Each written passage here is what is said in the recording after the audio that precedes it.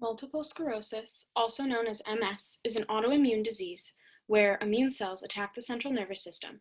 It is known as a relapsing, remitting disease that continues to progress or worsen as time goes on. MS patients deal with fatigue, numbness, tingling, and difficulty walking in their everyday life. It can be imagined how difficult this can make simple tasks considering the symptoms. Growing up, I lived with a person that was diagnosed with MS at a young age, and he did not know how to help his symptoms or how to control them when his disease would relapse. This inspired me to conduct this study that contains helpful information for both a patient with MS and a healthcare worker to help come up with an exercise plan that will decrease symptoms and improve the quality of life of patients with MS.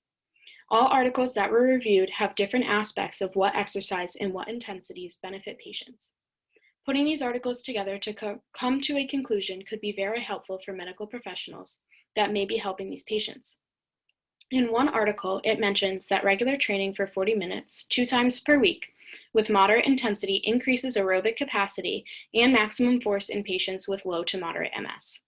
Aerobic training of low to moderate intensity is effective on cardiovascular fitness because patients use multiple muscle acts to increase cardiovascular fitness, and it has been shown that about 30% of multiple sclerosis patients are below the healthy controls of cardiovascular fitness.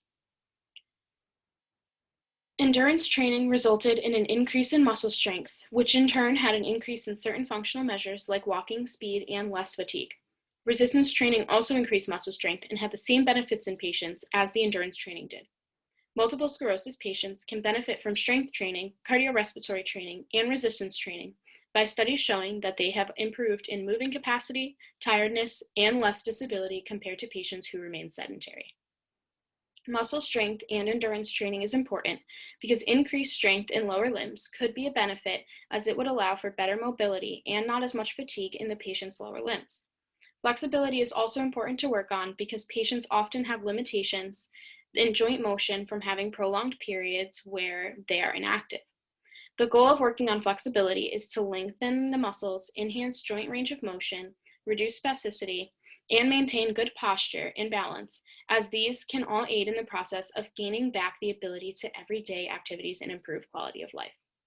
Mentioned in one of the articles reviewed is the fact that most studies that have been done on this topic do not include information that consider different stages of the disease. Providing a future experiment that involves all of these specifics and takes into consideration the disease severity and course could strongly benefit multiple sclerosis patients by providing a larger umbrella for each patient to fall under.